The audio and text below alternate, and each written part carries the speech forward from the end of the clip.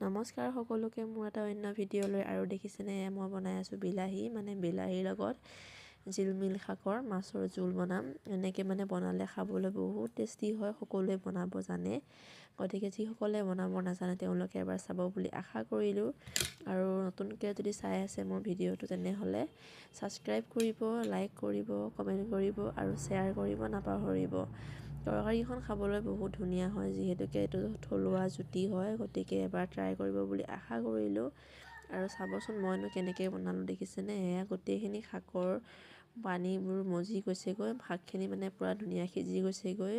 বিলাহীখিনিও গলি গ'ল আৰু আলুখিনিও সিজি গ'ল মই পানী দি দিম মই ইয়াত ঠাণ্ডা পানী দিছোঁ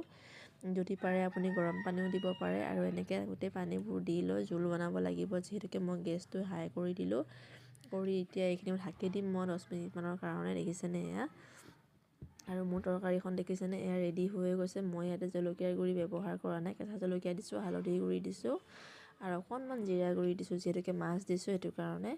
আৰু দেখিছেনে কালাৰটো ইমান ধুনীয়া হৈছে আৰু এনেকৈ খাবলৈ বহুত ধুনীয়া হয় আৰু এয়া লৈছোঁ ভাঙন মাছ তাতে মই দি দিম আৰু ভাঙন মাছৰ তৰকাৰীখন খাবলৈ বহুত ধুনীয়া হয় গম পায়ে মাছটো যিহেতুকে বিলৰ মাছ হয় কলঙৰ মাছ হয় কলঙৰ মাছ হয় বহুত মিঠা হয় মাছটো খাবলৈ